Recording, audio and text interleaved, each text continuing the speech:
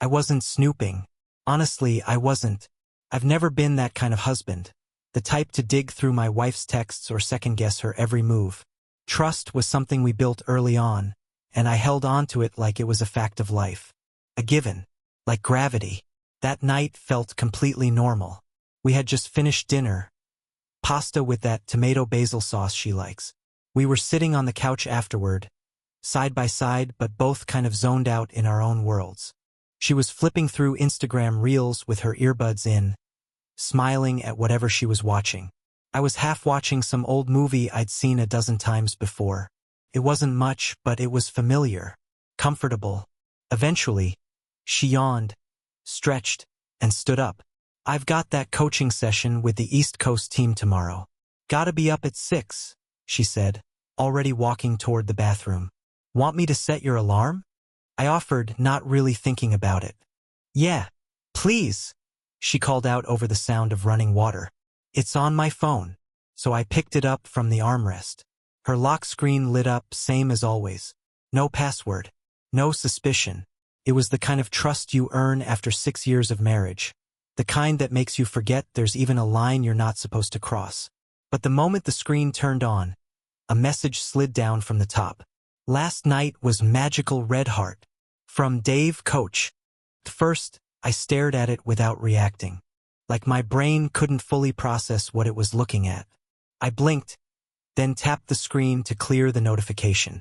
I don't know why I did it, instinct maybe, but I opened the thread. What I saw felt like **cur punch to the gut. Photos, late-night texts, a long scrolling wall of inside jokes, flirty banter. Can't stop thinking about you messages. And one, dated just 2 nights earlier, that said, I feel trapped in this toxic marriage. If only I could start everything with you. That was my wife. My wife wrote that. About me. My fingers hovered above the screen. I didn't know what to do. Scroll more? Take a **T? Throw the phone across the room? Instead, I just sat there, completely still. The way you might freeze if you thought you saw someone in your house in the middle of the night. That weird, primal stillness. I don't know how long I was frozen like that, but eventually, the bathroom door creaked open. I heard her footsteps padding across the hardwood. She walked out with her hair wrapped in a towel, skin still damp from the shower, humming some soft melody I didn't recognize. I locked the phone, stood up, and held it out to her. She took it with a smile. Thanks, babe, she said, like nothing was wrong, like everything was totally normal. And then she saw the screen. Her smile twitched just a fraction of a second. Most people wouldn't have noticed, but I did. Oh, that, she said, voice light. It's just a work thing. Coaching chat from that therapy group I told you about. She kept her tone even, calm. There was no panic in her eyes, no fumbling for excuses. She was prepared. Too prepared. It's not what it looks like, she added. That old classic. The go-to script for when you get caught with your mask halfway off. I didn't say anything. I didn't ask questions or demand explanations. I just nodded like I accepted her answer, turned around, and walked into the kitchen to rinse out our wine glasses. She followed me a few minutes later, acting as if nothing had happened. She talked about the upcoming work week, asked if I wanted to try that new place that opened up downtown. I answered in monosyllables, numb but steady. It was like watching a play I'd already seen the ending to. Later that day, I noticed she posted a photo on her Instagram story. It was of us, well, of me mostly, sitting across from her at the cafe we always go to. I hadn't even realized she took the picture. I was mid-sip looking out the window. She was smiling beside me, chin slightly tilted like she was trying to capture us in a soft moment. The caption read, "Sometimes the best is right next to you, red heart." That made me pause. I reread it more than once. What was that? A distraction? A guilty conscience working overtime to perform normalcy? Or was it just content? Another scene for her curated version of our life? Whatever it was, I knew right then that something had changed. Not just between us, inside me. I didn't blow up. I didn't confront her. Not yet. I needed time to think. I needed to look at everything with fresh eyes. And the weird thing is, The minute I let myself question it, all these tiny memories started coming back to me. The late nights. The new coaching groups, she said, were essential for her personal growth. The weekend retreats that conveniently never had cell service. The way she started sleeping with her phone under her pillow. Said it was for her alarm, but I knew she hated how bright the screen lit up at night. Then there were the photos. I remembered seeing her in a necklace I didn't buy, a bracelet I didn't recognize. She told me they were from clients. Barter gifts, she'd called them. That felt weird at the time, but I let it go. Now I was starting to realize. Maybe I didn't let it go. Maybe I buried it. Maybe part of me knew this was coming, and I just didn't want to face it. That night, while she was asleep beside me, curled up like nothing had changed, I lay staring at the ceiling for hours, listening to her steady breath, wondering what else I'd missed, wondering who the hell Dave really was, and how long he'd been part of our life without me even knowing it. I thought about checking her phone again, digging deeper, finding more proof. But I didn't. Not because I didn't want to know, I did. But I already knew enough. The message, the way she didn't flinch, the performance on Instagram. It all painted a picture I couldn't unsee. And deep down, I think I was more afraid of who I'd become if I went chasing every detail. I didn't want to become the paranoid husband glued to a digital trail. I wanted to stay me, the guy who believed in giving people the benefit of the doubt, who tried to love without suspicion. But she made that impossible now. I remember waking up the next morning and watching her brush her hair in the mirror. She looked peaceful, humming to herself. She even turned and smiled at me when she noticed I was watching. I smiled back, and I realized something right then. She didn't think anything had changed. She thought I bought it. She thought I was still playing my role in her little script. But I wasn't. Not anymore. I didn't know what I was going to do yet. But whatever came next, it wouldn't be a confrontation. It would be a reckoning. After I saw that message from Dave, last night was magical red heart. Something inside me split clean down the middle, but the crack didn't show. Not on the surface. I still got up when my alarm buzzed the next morning, made my coffee, watered the plant she always forgot about. I still kissed her on the cheek when I left for work, and she still smiled like she had nothing to hide. But everything felt different. And now that my eyes were open, I couldn't unsee anything. I started replaying scenes from the past 6 months like they were surveillance footage. Stuff I'd brushed off or rationalized, now it all rang different. I remembered how she'd started talking about self-work and emotional detox weekends with that coaching group she was suddenly obsessed with. At the time, I was glad she had found something that lit her up. I told her it was great she was putting energy into her mental health. She'd smile and say, "It's not just therapy, it's transformational." Every few weeks, she'd pack a small suitcase and head off for what she called retreats. Usually at some Airbnb outside of town, sometimes with other wellness women, sometimes solo. 3 days. She said she came back feeling renewed. I never questioned it. But now I was remembering one weekend in particular, when she came home wearing a silver pendant with a small, dark stone in the middle. I'd never seen it before. When I asked where it came from, she smiled and said, "A gift from the group." They each brought something small to exchange. I remember thinking it was sweet, *mate, personal. I didn't realize how personal it really was. Then there were the nights she'd come home late. Not just late, but everything's closed and the city's asleep late. She always had a reason. Clients needed her. Sessions ran long. She grabbed a bite with someone from the coaching circle. And every single time, she'd come through the door looking too put together to have worked a 10-hour day. Hair washed, eyes bright, sometimes even carrying a little leftover food that looked like it came from a high-end restaurant.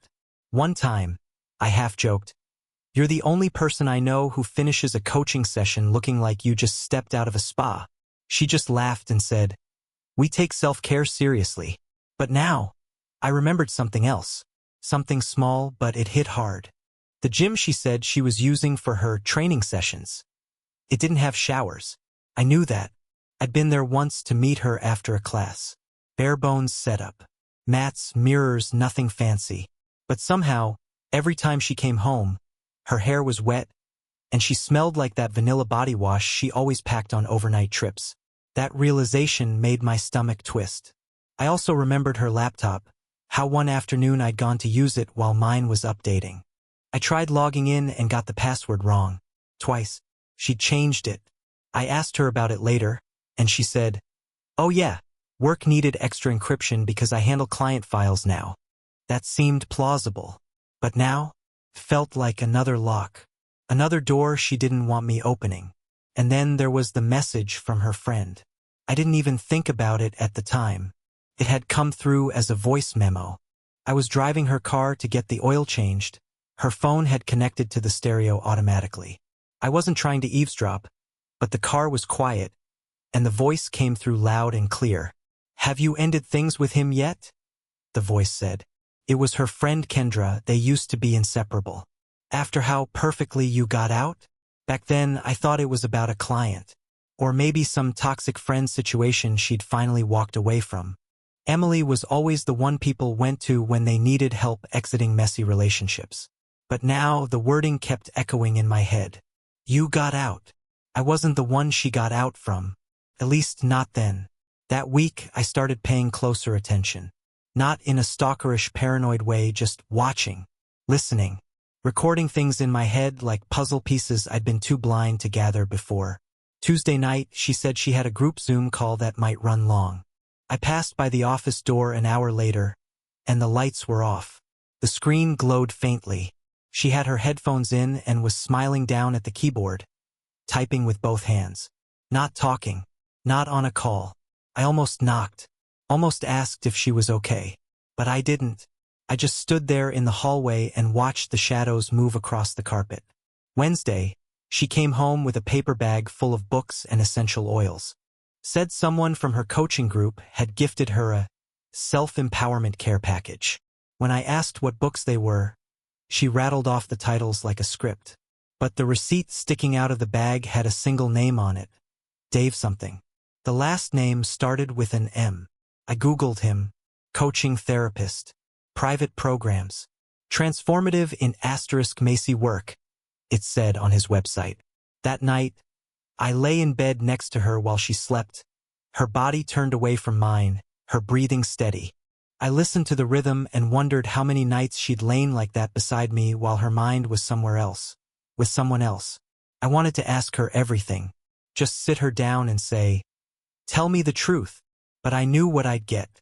Denial, gaslighting, maybe even tears, or worse, the half-truths designed to keep me stuck in limbo. The version of the story that left enough out to keep me guessing, to buy her more time. I didn't want more time. I wanted clarity. So I started preparing. Quietly. No drama. No confrontation.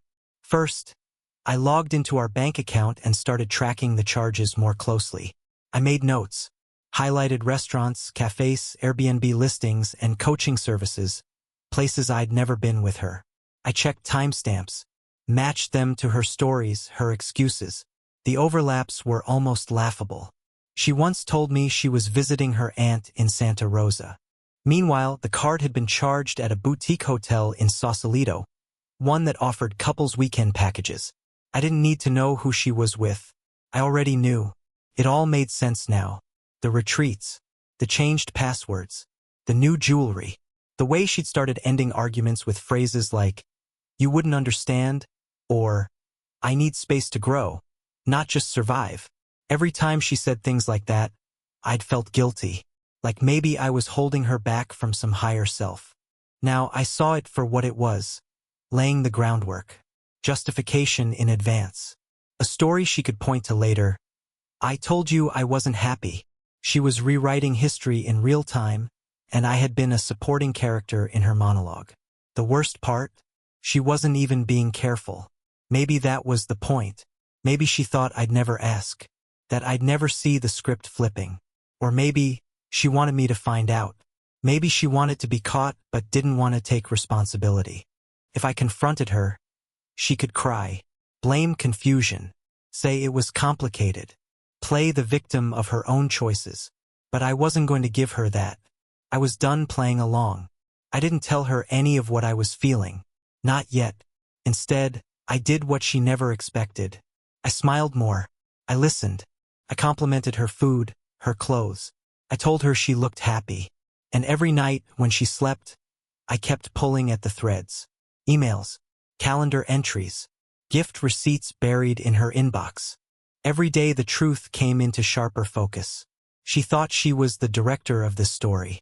But she didn't know I'd started writing my own ending. The moment I saw him step out of the bathroom, towel around his waist, steam still clinging to his skin like fog, I didn't feel rage. I didn't feel heartbreak either. I just felt ready. It wasn't even a dramatic moment. No cinematic music, no trembling fists. Just me standing in the hallway, watching my wife sit on the bed in her underwear, wearing my shirt, fixing her hair like this was her morning routine. Like this was normal. Like I was the stranger in my own house. I didn't barge in, didn't yell, didn't demand explanations. I turned around, walked back down the hall, grabbed my bag from where I dropped it near the entryway, and left the house. Quietly, like a ghost who had just seen enough. I wasn't supposed to be home that day. My flight out had been canceled because of a snowstorm grounding half the planes on the East Coast. I texted her earlier saying I was delayed and might be stuck overnight. She responded, "Ah, that S***CKs. Hope you don't get stuck too long, pleading face." Real sweet. Real innocent. I don't know what I was hoping for when I came home early. Maybe some part of me wanted to be wrong. Maybe I hoped she'd just be curled up on the couch in sweatpants, watching one of her true crime shows, surprised to see me walk through the door. Maybe that would have given me room to keep pretending. But what I got was reality. No longer suspicion. No longer theory. Reality. I sat in my car outside our house for maybe 5 minutes. My hands weren't even shaking. I wasn't angry, not in the way people imagine you'd be. I was calm, sharp, focused. And under that clarity was a quiet understanding. This was the moment I'd been preparing for. You see, I'd stopped trusting her long before I stopped loving her. Those weren't the same thing. The trust had cracked first. Small fractures, too subtle to name, too inconvenient to call out without being told I was overthinking. But the love? That hung around longer, stubborn, familiar, like background music I couldn't quite switch off. But even love can't survive being mocked. And that's what it felt like now, mockery. Everything I'd been blind to, everything I'd excused or justified, now felt rehearsed. Her explanations, her absences, her sudden passion for coaching retreats and in *Macy workshops that always seemed to fall on long weekends, away from cell reception. The man in the shower? Probably Dave.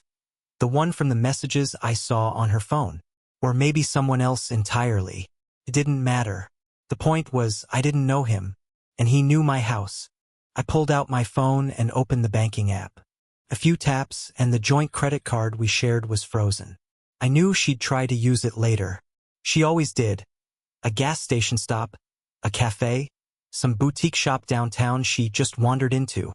Not anymore. She wouldn't find out through a message or a confrontation. She'd find out like she found everything else, through the system that kept her life comfortable. The same system I'd built, maintained, and made invisible for years. That night, I didn't go home. I went to the apartment I'd been renting for a month. A clean, one-bedroom space across town. Something temporary, quiet. I'd paid for it in advance under a different mailing address. No photos on the walls, no distractions. Just space. My space. People always say, if you suspected something, why didn't you just ask? Because asking is for people who believe they'll get the truth. I already knew I wouldn't. She was too good at pretending. Too used to me being the forgiving one. The one who gave her the benefit of the doubt long past when she deserved it. I remembered the time I saw an unfamiliar bracelet on her wrist, and she said it was from a client gift exchange. I remembered the night she came home late with freshly washed hair and claimed her gym had new showers, even though I knew it didn't. I remembered the email I accidentally saw on her tablet. Half-written, never sent. I wish I could start over with you. I hate going home to that cold house. I remembered all of it. And now it wasn't just memory. It was proof. Him. Her. Our bedroom. My shirt. No ambiguity left. She texted me around midnight. Hope your flight landed safe, 2 hearts. Let me know when you get to the hotel. I didn't answer. An hour later. Weird you're not responding. Are you asleep? Or stuck again? Still nothing. By morning, she tried calling. I let it ring. Then came the voicemail. Her voice soft, measured. Hey, just checking in. You kinda ghosted me last night. Hope everything's okay. Call me when you wake up. That calm tone? I knew it. That's her pre-crisis voice. The one she uses when she senses the game is starting to shift. Around 9 a.m. She posted a photo on her story. A throwback of us from 2 years ago, hiking. She captioned it, "Missing you today, red heart, hurry back soon." A story. Literally. I sat on the apartment floor, coffee in hand, watching it expire after 24 hours like none of it had ever happened. Just like our marriage was about to. That day, I filed the official paperwork. Divorce. No fault, but with documentation attached. Photos. Timeline.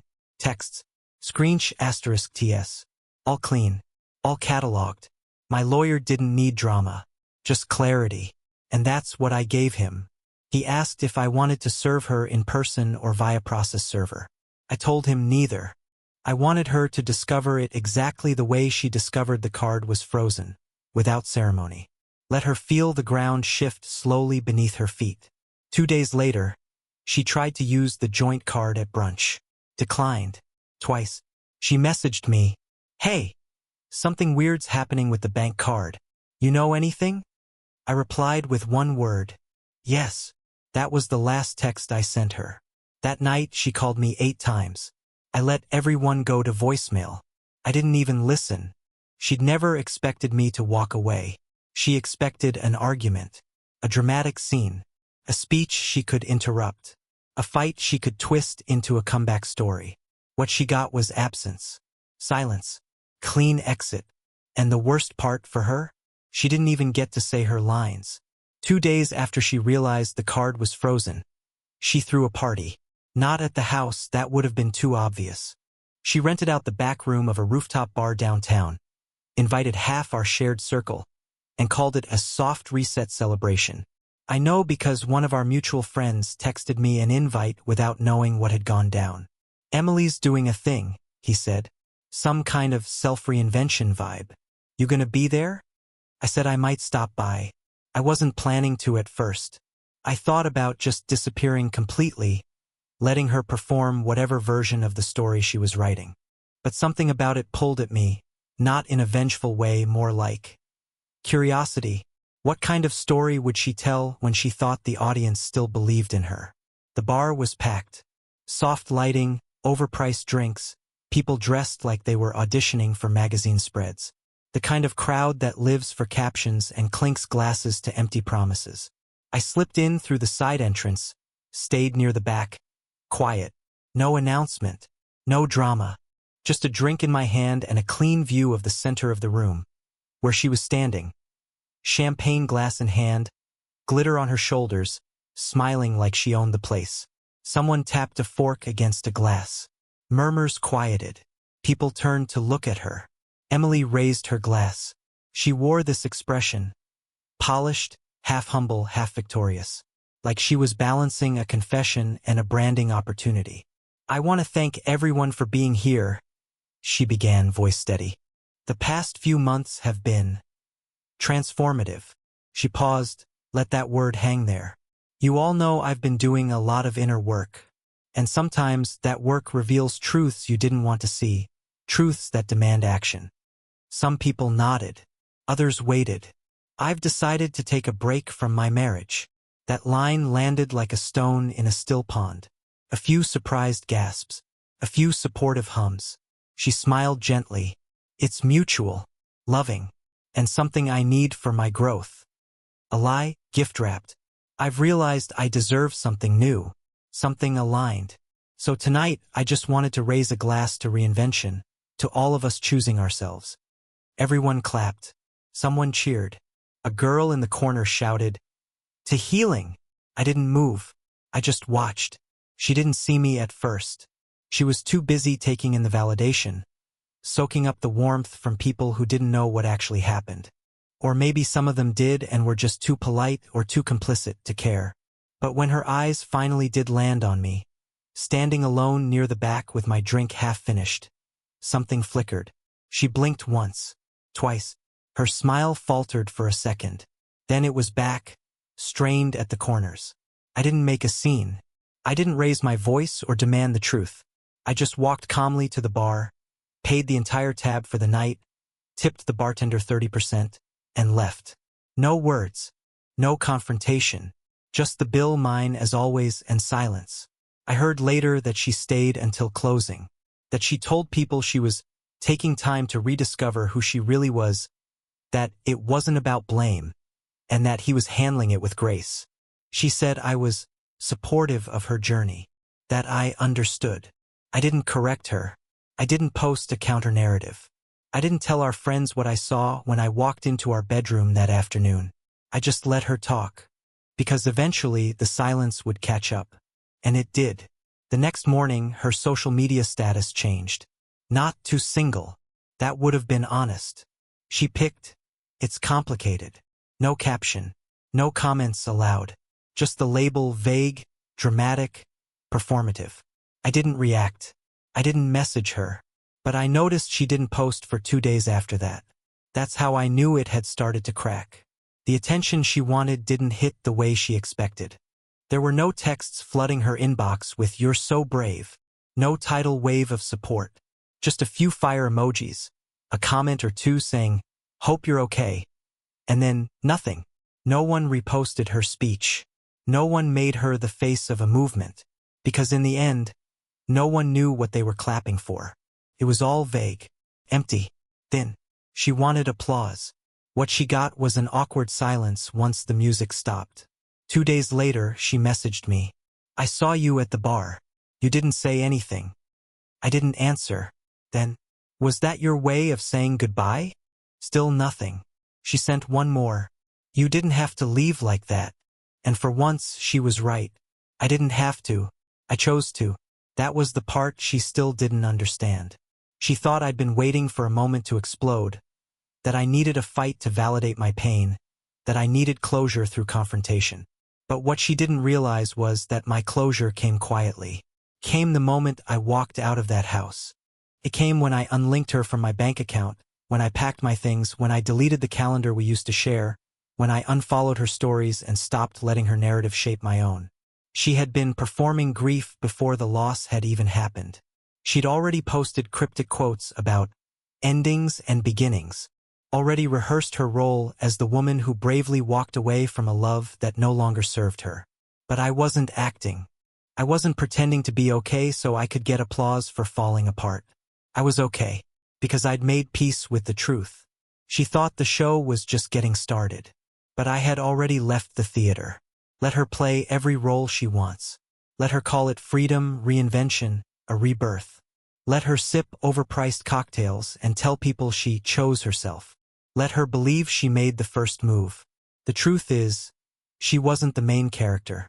She was just the distraction. And the real story started when I walked away. 2 days after her rooftop performance, the unraveling began. Not in some explosive confrontation. Not in a courtroom. It began with a waiter handing her a declined card at brunch. I wasn't there, obviously, but one of her empowerment circle friends was. The same ones who cheered during her champagne monologue. She posted a group photo that morning. 5 women. Avocado toast. Filtered light. The caption. "Surround yourself with women who clap when you win dizzy." But what wasn't in the photo was the part that followed. She tried to pay the check. Tried twice. And both times, the card said, "Declined." She laughed it off. The kind of laugh that's too loud.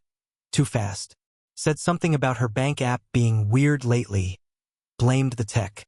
"Mercury's in retrograde," she joked. The waiter smiled politely and tried not to look awkward. She took out a backup card. It worked. But when she looked at her phone, there it was. A notification from the bank. Joint user access revoked. That was the first domino. A small one. but she felt it. I know she did, because later that evening, she texted me again. Hey, did something happen with the bank? I couldn't use the card today. I didn't reply, because silence wasn't just absence anymore. It was consequence. She posted nothing that night. The next day, someone in her support group chat uploaded a short video, just a clip from the rooftop party. The one where she made the speech about taking a break and choosing herself. You can hear the cheers, the clinking glasses, the fake affirmations. But then, in the background, the camera pans. And it catches me, standing by the wall, watching her, then walking out. No caption, no comment, just that moment. Her speech followed by my quiet exit. It started circulating, subtly, quietly, shared in DMs, reposted without tags.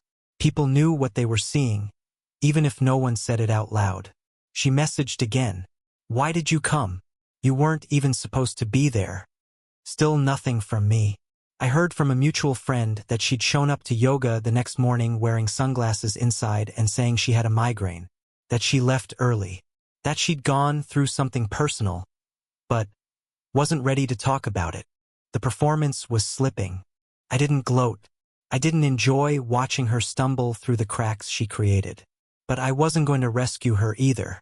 I had spent years being the emotional scaffolding she leaned on, the one who cleaned up the mess behind the scenes so she could look composed in front of others. Now I was gone, and she was wobbling on a stage that didn't have a crew anymore. I kept watching the small details. She stopped posting long captions. Her daily affirmations became sporadic. Her stories shifted, less about rising from the ashes, more about vague screensh asterisk ts of quotes. Sometimes people walk away quietly. Let them. Not everyone deserves access to your energy. Projection disguised as wisdom. One morning, she tried to log in to the shared Dropbox folder where we kept personal documents. Travel plans, insurance papers, lease agreements. Gone. Access removed. She sent an email. Subject: Hey, need the rental agreement? Body: Can you send me the doc? I'm trying to change my address and it says I'm not in the folder anymore. No reply. That same week, she tried to renew the Netflix account. It was under my name. She called customer service. They told her it had been closed. She made a new one. I know because she reused the old email, and the recovery code accidentally came to my phone first. She was rebuilding, but now she was doing it from scratch. Without me. I wasn't trying to ruin her life. I was just subtracting myself from it, the real version of myself. Not the public partner she propped up when she needed optics, but the quiet infrastructure that made her life seamless. And that infrastructure was gone now. I kept the house. She moved out. I didn't tell her to. She just did. Quietly. One weekend. A few bags. Some clothes. Her favorite coffee mug she never actually used. A few plants she'd probably forget to water. I walked into the closet a few days later and noticed something strange. Half the hanger's still there, but slightly off-kilter, like she'd removed things in a rush. The drawer where she kept her jewelry was half open. One bracelet left behind. The one I gave her on our 3rd anniversary. I closed the drawer without touching it. She updated her bio on Instagram. Used to say, therapist, growth seeker, wife. Now it said, still growing, still healing. No mention of me. No mention of anything real. Just slogans wrapped in soft fonts and gentle filters. Her followers kept commenting things like, "You're glowing dizzy. This era is yours. Proud of you for choosing peace." But in the spaces behind the screen, it wasn't peace. It was disarray, missed payments, locked accounts, frozen subscriptions, quiet glances from friends who weren't sure what to say anymore. Because the problem with building your identity on performance is that once the audience stops clapping, you're just standing in an empty room. I wasn't angry. I was free. And freedom didn't look like revenge. It looked like quiet mornings. It looked like walking into my kitchen and not bracing for tension. It looked like deleting an old calendar invite without thinking twice. One of her friends reached out to me privately. Said she didn't know the full story and just wanted to check in. I didn't respond. Because I wasn't interested in controlling the narrative. I was interested in living a life that didn't require one. She made her choices, publicly, dramatically, wrapped in quotes and candlelight and story polls asking for advice from strangers. And now, those same strangers had moved on. Their attention spans had expired. Her arc wasn't compelling anymore, because the twist wasn't what she did. The twist was what I didn't do. I didn't chase. I didn't collapse. I didn't give her the angry husband meltdown that would have validated her exit. I just walked out of the frame and took the light with me. And in the absence of spotlight, the truth came clearer. It wasn't that she left me. It was that she was never really there to begin with. She came to the house 3 days later. I watched her walk up the driveway like she still belonged to the life she'd already abandoned. She tried her old key, but it didn't turn. I opened the door myself. No anger. No greeting. Just an envelope in my hand. Inside a clean split. Asset division. Debt responsibility. Card removals. Subscription logouts. She flipped through it slowly, confusion creeping in. "Is this really happening?" she asked. I didn't respond. Her face was tight, waiting for a reaction. Any flicker of anger, pain, maybe regret. She didn't get it. I wasn't punishing her. I wasn't raging. I was finished. She had written a story where I was supposed to be the wounded character who begged her to stay. But instead, she found a locked door and a man who'd already moved on. Weeks passed. I heard little, until one night, her old friend spotted me at a backyard dinner, laughing relaxed, like a man unburdened. She approached quietly. "She told us," she said, "that it wasn't real, that she didn't think you'd actually leave." I nodded, said nothing. I didn't need confirmation. I'd already known. Because the worst thing she did wasn't the cheating. It wasn't the lies. It was the certainty that I'd stay no matter what. She thought I'd be the backdrop for her chaos, the silent extra in her personal drama. But I left the theater while she was still rehearsing her first line. And when the curtain dropped, I wasn't in the audience. I wasn't even in the room.